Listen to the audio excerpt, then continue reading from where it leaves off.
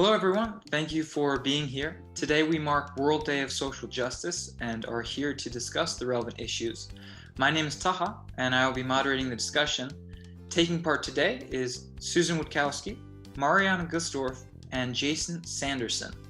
Now, before we dive into it, we should start with introductions. Susan, would you like to start? Sure. I'm the program coordinator for Georgetown University's exchange program in Strasbourg, France. And we've offered the course in social justice in Strasbourg, I think, for 3 years. Mariana, would you like to introduce yourself? Sure. Hi, my name is Mariana. I am a senior right now at Georgetown, studying international politics in the School of Foreign Service and minoring in French. I studied abroad last year, my junior year, in Lyon during their year-long study abroad program, and I took the social justice course that we'll be discussing in the fall. Excellent. Jason? And I'm Jason Sanderson. I'm the Assistant Director of Curriculum Integration and Assessment in the Office of Global Education, and I advise all outgoing students going to France and other French-speaking countries. Excellent. Thank you. So we're going to start off with our first question. Now, the social justice course offerings are fairly recent in both Lyon and Strasbourg. So I'm wondering, what was the impetus for the course creation? I think I'll give a start to that, and I think Susan can also jump in and give her experience as when it comes to actually implementing the course on the ground. Having worked with the programs, going to France and other places in the French-speaking world for, at this point, 16 years, I started to see that there was a desire for students to actually know more about what is going on in France right now, in today's France. The classes that they often take, whether they be at Georgetown or elsewhere, often focus more on historical components of French history and French culture, but that doesn't really equip students to really be able to navigate today's French culture. So really giving students the opportunity to understand what's going on in France. And then oftentimes, given French culture and the reputation French culture has, often does spill into the realm of social movements and strikes and protests. So really making sure that students understand what's going on while they're there, what the historical reason is behind that, but also to give students that sort of safe space where they can ask questions only amongst their Georgetown cohort to faculty who are already in tune to the idea that students are going to be coming from a different perspective and aren't going to be necessarily exposed to everything that a French student of the same cohort would be exposed to. So they may not necessarily have, for instance, the right vocabulary, but they also may not have the full historical perspective. So to give students that opportunity to ask those questions that they wouldn't necessarily feel comfortable asking in a direct matriculation site where they would be surrounded by French students, so that they could get a better sense of what's going on around them. What is the country that they're living in? Where does it come from? Who are the people on the streets? And really how to better interact and make the most out of that experience. Excellent. Susan, would you like to jump in here? I remember you had comments on this question earlier. Yeah, I think that one of the good things about the course that Mariana mentioned is too, that it is just for Georgetown students. So it does give students, as Jason mentioned, a way to ask questions about French society that they might not ask in an academic lecture hall.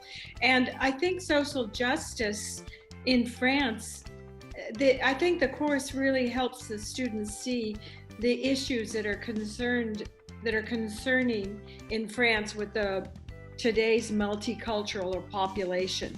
So at least in Strasbourg, it deals with racial tensions, social exclusion, immigration, housing issues, kind of de facto segregation.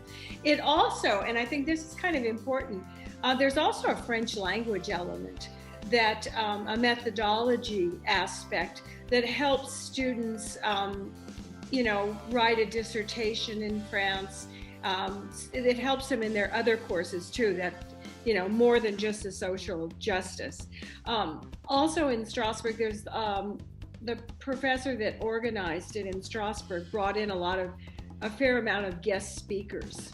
I don't know, did you have that in Lyon? Yeah, so the way we did it, it was divided into 3 courses with 3 different themes. It started with, I believe, economy, and then we talked about immigration in France, and then gender. And we had 3 different professors for each of those themes.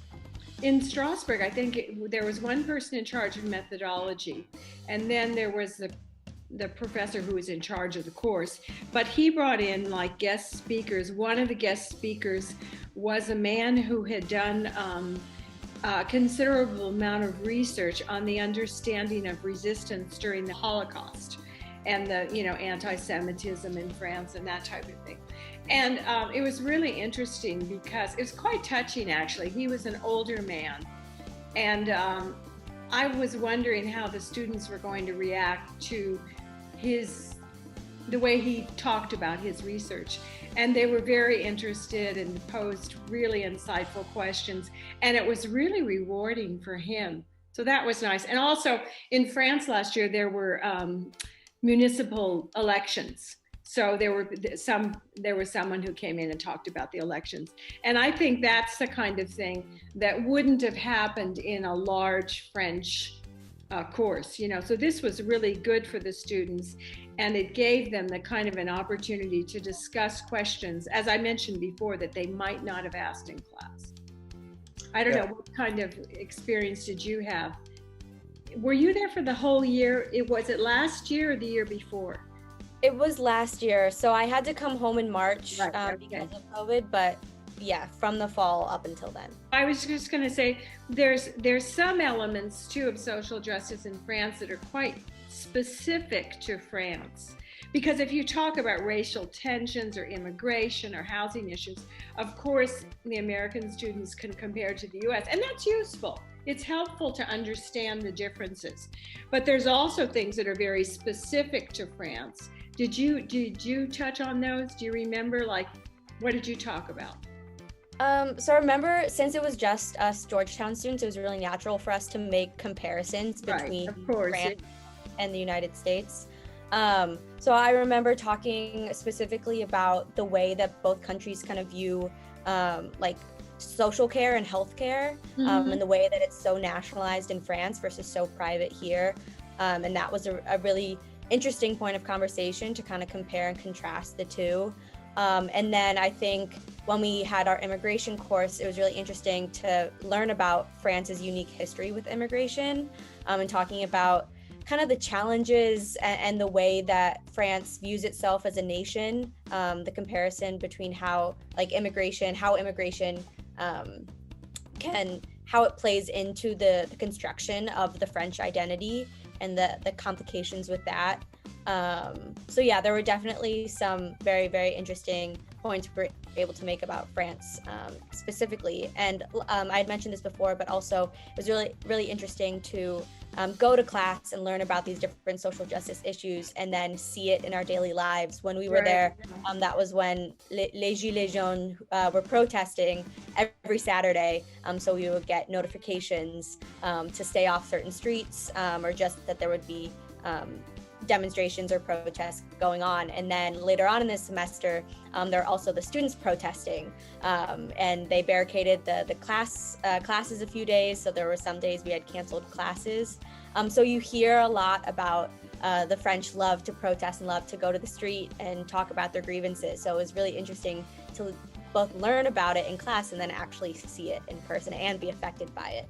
Maybe if I would, just sort of wrap it all in, one of the motivators that I think in one of the ways this has actually perhaps surpassed the hopes for the course is that the course is providing that sort of bridge between the lived experience and the classroom experience and the background that students receive at Georgetown to sort of wrap it all into one where it helps out with every aspect of the time in the country. Yeah. Where you can understand better what's going around you, but also understand better references that are made in classes, also with the methodology and language component, better formulate, the way that you're going to be writing an essay for the ways that the faculty are expecting. So that's, one of the outcomes that we're very thankful for and very pleased with. I'd like to move on and kind of build off of some things that have been said. So Jason, you mentioned that one of the positive aspects of this course is that it looks at contemporary French social justice. So I have two questions from that. The first for you, Jason, is that do you see any reason why such programs couldn't be implemented in other countries? And if I could kind of develop further on that, is it appropriate to view social justice on a national level? Can you view it on a global level? If anyone could speak on that, feel free to jump in at any time.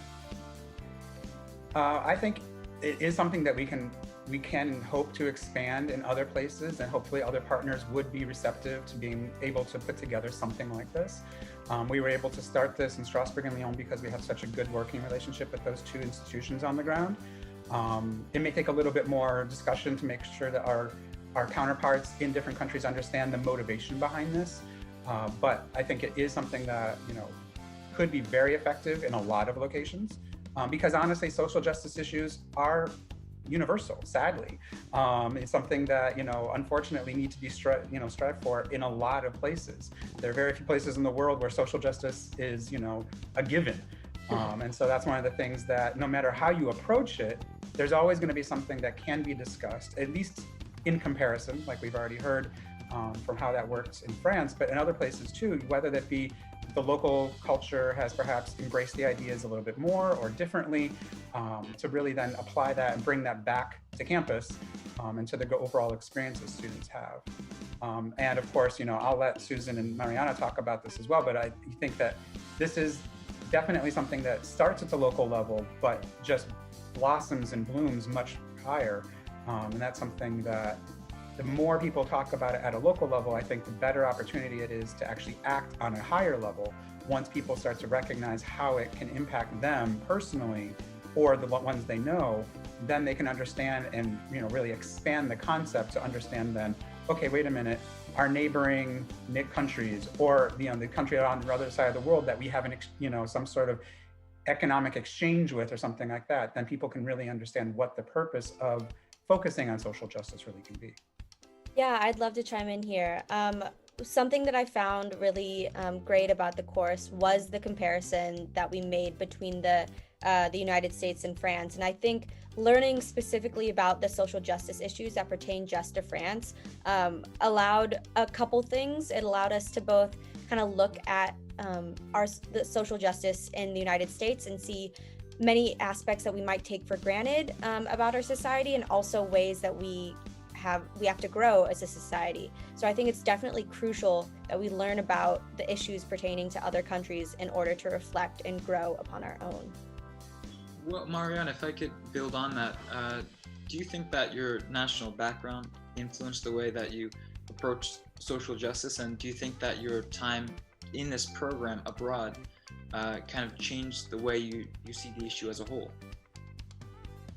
I would say yes. I don't want to get too political or anything, but what comes to mind there was just definitely talking about healthcare in our course and seeing how the French view it so differently. And I'd say Europe generally as a whole views it so differently than the US as a right, as opposed to something that should be personal to everyone.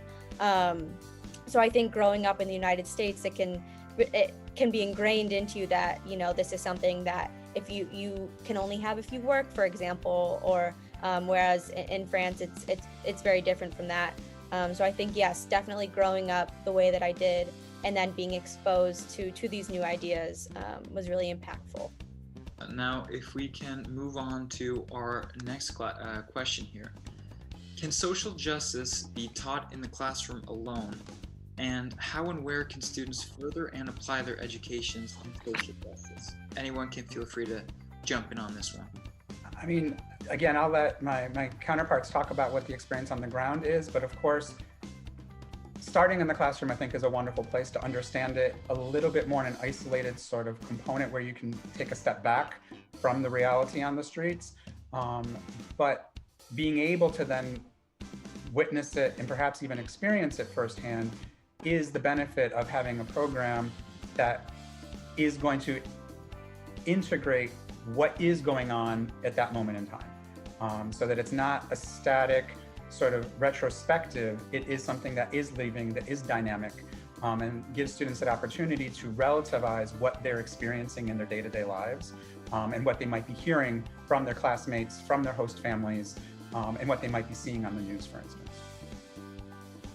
I definitely think well, Mariana sort of touched on it, but I do think it broadens horizons. It really does make you think when you think about your own country and you see how other people see the same issues.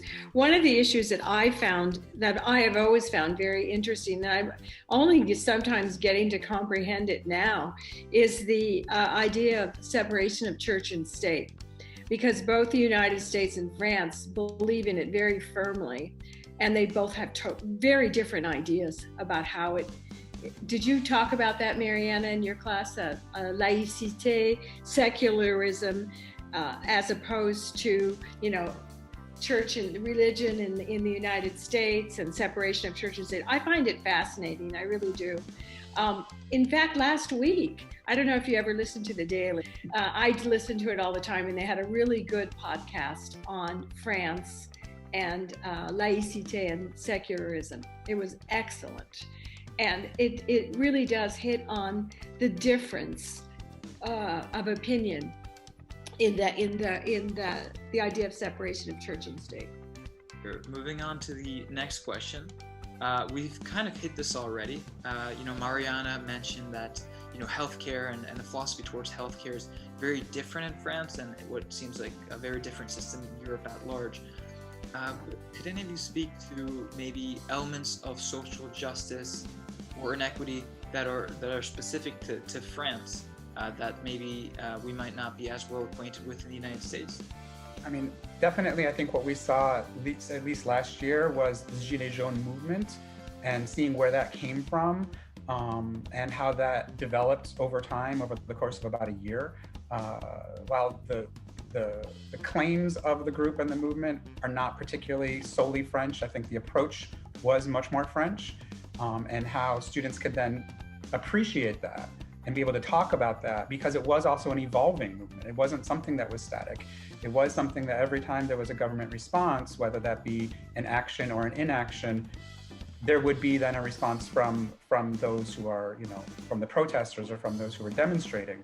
And that was something that it sounds like Mariana was able to experience a lot in her year there, or her 9 months in Lyon. But that's definitely something that comes to mind immediately because it's the most recent one. And of course, if we look at immigration, like Mariana already said, the French's approach to immigration and just conception of it is different from ours. Yeah. And I think that's, of course, the country wasn't populated based on immigration like the US was. So already there's that difference in historical perspective. Of course, you have the colonies, the former colonies. Some might argue the current colonies. If you're looking at the overseas territories and that sort of thing, they're very different approaches to a lot of things. And I think the benefit of a lot of these courses, or what's covered in these courses, is that because the topics vary so much, it does allow the students to really focus on what they're interested in, because it's not an entire semester looking at economic justice or environmental justice or healthcare justice. It's really going to be the broad spectrum, because it is only a semester. So we want to give students the broadest introduction as possible. But if students want to focus on and expand on one particular element, they have that opportunity to do so. Yeah, I don't know if you did presentations, but there was a student, I was hoping he could come today. He was just too busy this week. Nicolas, do you remember at Metelieu? I can't write. Mm-hmm. He did a really good presentation, and I found it in my documents on housing, the housing issues in France. And that's very interesting because it comes from the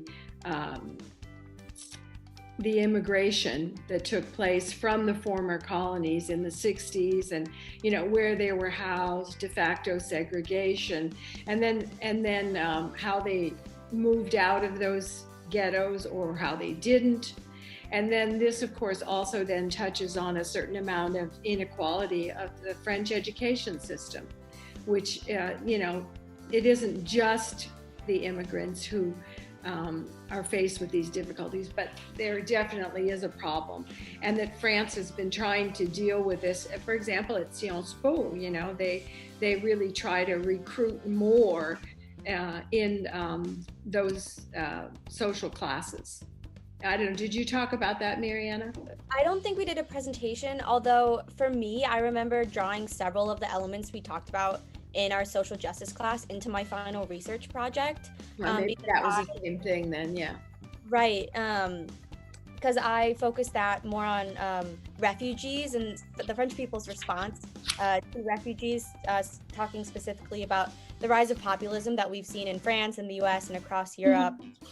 Because I remember visiting Calais and Dunkirk in the far north of France a few years ago, which are large refugee towns where a lot of refugees will come on their way to going to England.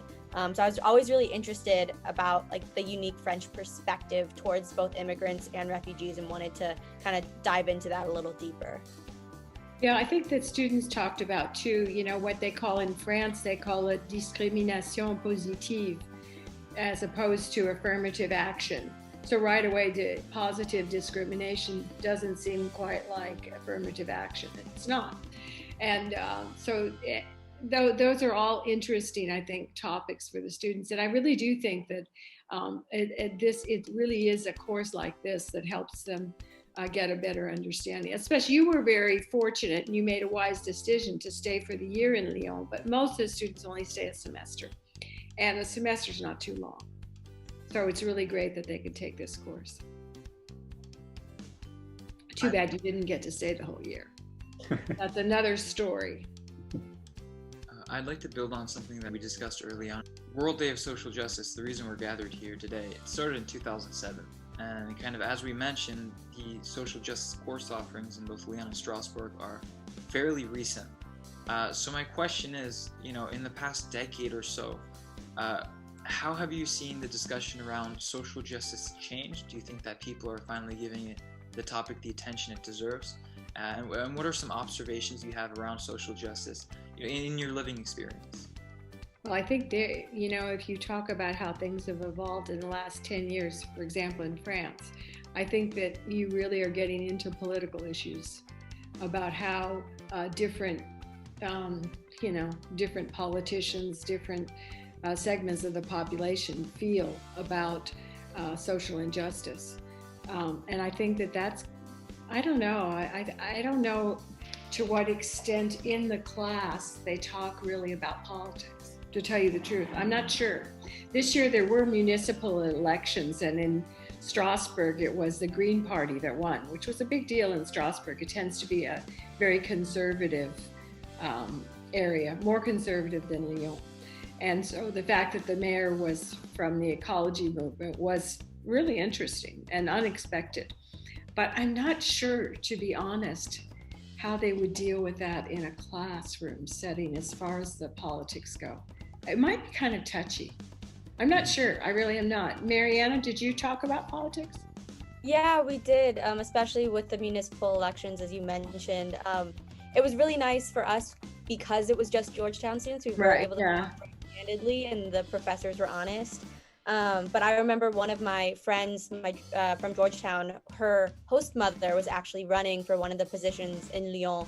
So we were able to talk about that and learn a lot of the vocabulary that would be used and needed when talking about that, which was really cool.